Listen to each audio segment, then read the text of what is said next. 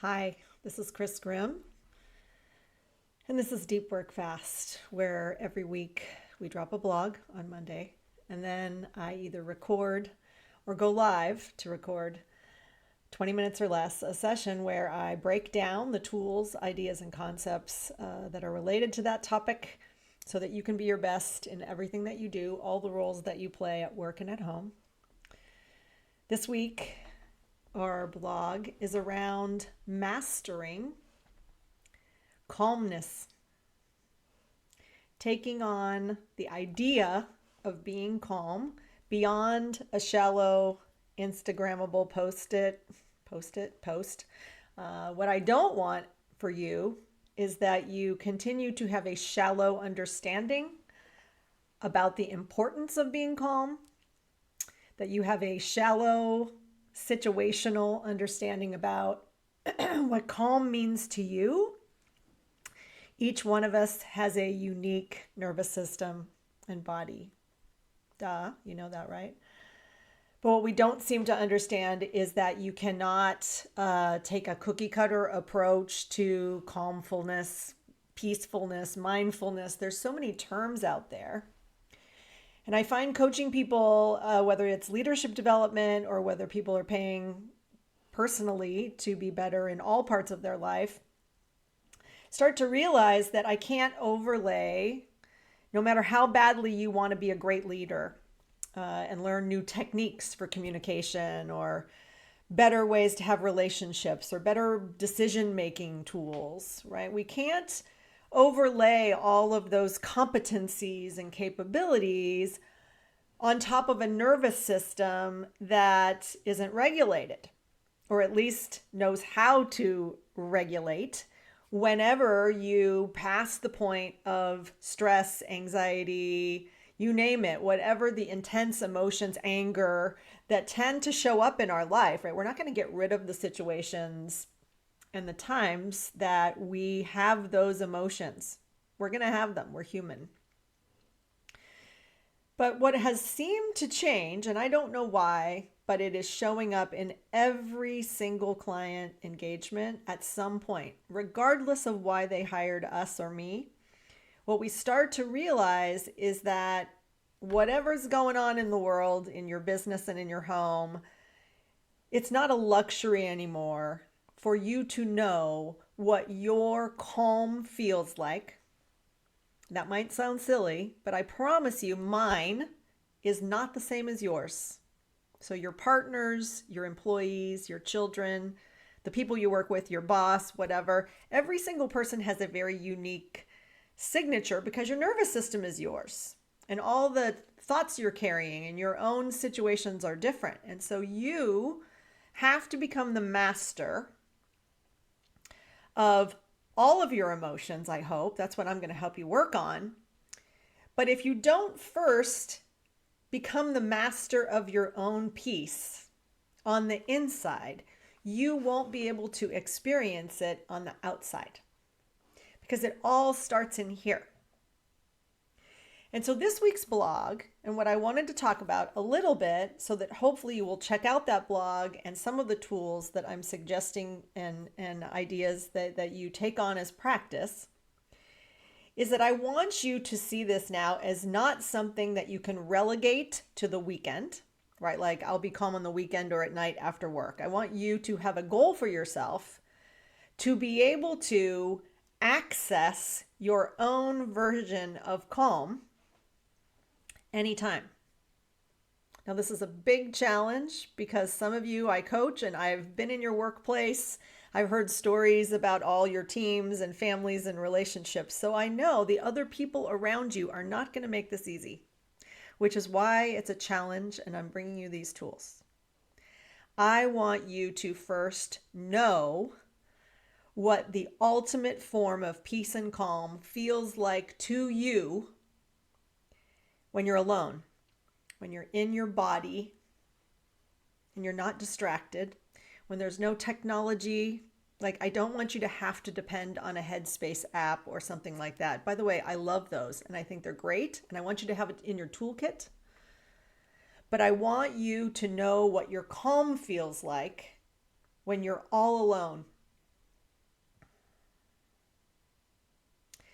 And I want you to have the toolkit, like I just mentioned, of whatever you need so that at any moment in time, regardless of how chaotic and how stressful the situation you are in or the people are around you, you should be able to get back to your sense of calm so that you can have not only the calm feeling, this isn't a luxury item, this is actually necessary now for us to function well in the world.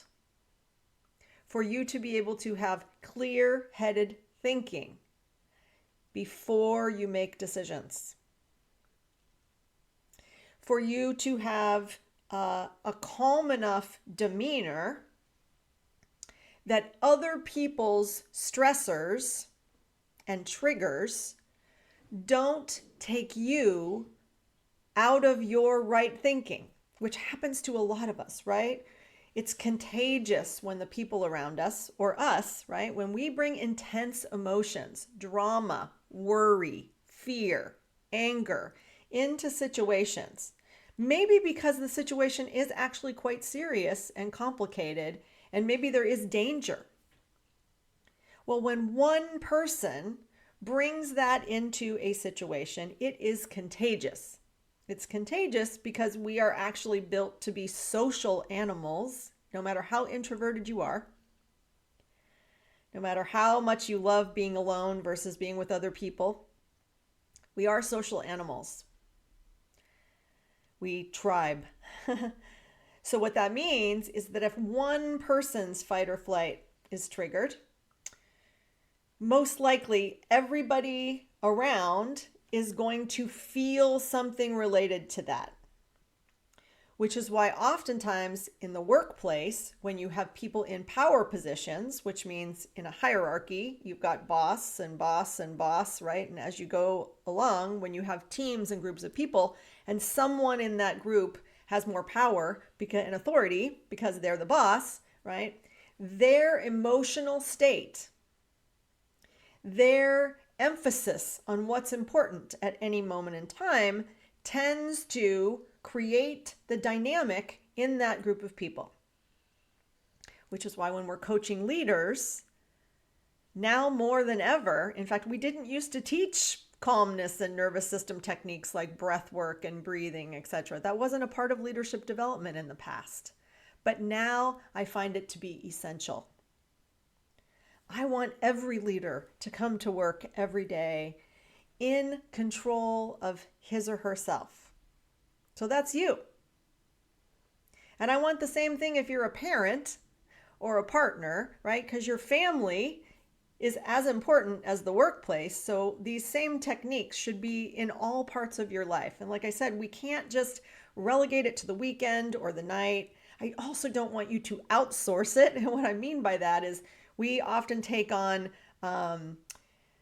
we have addictions, we have coping mechanisms, whatever you want to call it, the distractions we create for ourselves, whether that's swiping, scrolling, buying things, drinking alcohol or something that brings us down. Now it's gummies, or just going to yoga class, right? Or breath work. And this is what often happens with people is when I start to teach them this, they say, okay, I'm going to take on practices that are going to help me be more calm.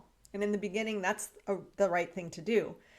But you can't just wait until Saturday morning when you go to yoga to feel calm, because each transactional experience will just wear off. Because the stressors in our life are stressful because they're important to us. And so the things that are the most important and have something to do most likely with your money, your time, your job, your family, right? Those decisions, those situations carry a lot of weight. And so if you don't have a consistent daily practice in place where you know how to be calm in every situation, you know what it's going to feel like when you're calm versus just calmed down. So I just want to pause here for a second, and this is what I'm talking about. Like, you should know what fully calm looks and feels like for you, not for anybody else. you should know, like, oh, it's complete relief. Or I know for me, after I do breath work and yoga and some meditation, which doesn't take actually a long time, but I know what it feels like when I am completely at my, what I call my 0 point. And it feels sometimes like, oh, nothing can bother me. I'm in that space. But then, of course, the next email comes, or the next meeting comes, or whatever, and that can wear off. So I want you to have practices that allow you to know not only what calm feels like, but that you can get there or as close to your 0 point as needed on a regular basis. Now, it takes a ton of practice to do that, but it is worth it. So put into your routine some of the things that I've suggested in the blog. If you already exercise, fantastic. It might be as easy as you adding after your exercise, or maybe more frequent exercise, something to calm you down after cardio. It might mean adding walking, and like I said, meditation. And I've done blogs and deep work fast on this before. I'm not really an advocate for every person to do the kind of meditation practices that we often see where people are sitting in a lotus or sitting in a cross-leg position with their hands out, no thoughts in their head. Most people I work with can't go from super stressed, very distracted, hectic, busy, 24/7 activity to this really fast, right? It takes a long time to get to tolerance of that, tolerance of silence, tolerance of meditation. And so you're going to have the intention of wanting this first, which is really what this week's blog is about. And I don't want to sell you on it because frankly, I don't really have anything to sell. I want to help you understand that at this moment in time, your success in all the roles that you play, but specifically the ones where you are in a power position, a boss, a parent, a partner, that you knowing your calm signature and becoming the master at accessing that, getting to it in any situation is important. Now, the last thing I want to talk about in relation to this is we know this is possible. So the parts of you that are skeptical, the parts of you that are really stressed out, like you think, I don't have time, Chris, to do any new things. My life is already crazy. You know that. I know some of you are saying that because some of you have said it to me. And what I want to say to you is that you don't have to be a Navy SEAL or some kind of magical rich person with lots of extra time and money, or like I said, Navy SEALs, because of course people die if they aren't calm and cool and in control of themselves in high stress situations. I know that's probably not your life. And so, like I said, I'm not saying to you to be any of those things. I'm also not saying this has to cost you a lot of money. I'm saying it's going to take commitment for you to decide that your well-being, starting with being able to be calm, how you eat, how you treat yourself, basically, how often you exercise, the practices you have around personal mastery. And if you don't know what that means, one of the reasons I do deep work fast every week is that I want to help you be the best that you can be. Personal mastery means the master of yourself. Knowing what you do well, doing it well as often as possible. That's you being at your best. Sometimes those are the competencies, the capabilities that are required by the roles that you play. And in today's world, it's moving super fast. And things are changing very quickly in all industries. And problems are seemingly more complex. And there's so much data to be analyzed and consumed. And it feels like lots more email and Slacks and communication, right? For us to function in that environment, you've got to make a new commitment to yourself. And I don't think this is about a New Year's resolution. I think this is way bigger than that. It should be strategic.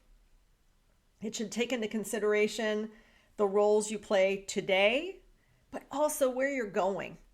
Because most people I work with aren't satisfied staying in the job they're in today or in the way their life is today. Everybody wants it to be better. I want to make more money. I want to travel more. I want to do more exciting things. I want to have more responsibility.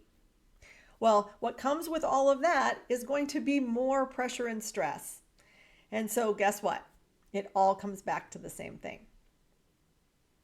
So I think I've said enough.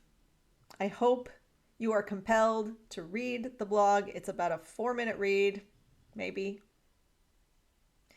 If you need help with any of the things that I have listed there because you are now ready to make a commitment to your personal mastery of calm, let me know. I'm happy to give you more resources. Our blogs now, there's a ton of them, many of them kind of double click into the things that I list in this blog to help you be your best all day, every day, in every role you play. Not because I want you to, because I think it's required of you. I think the people around you deserve it, and I know that you can do it. So I'll see you next week, and don't forget to grab that blog.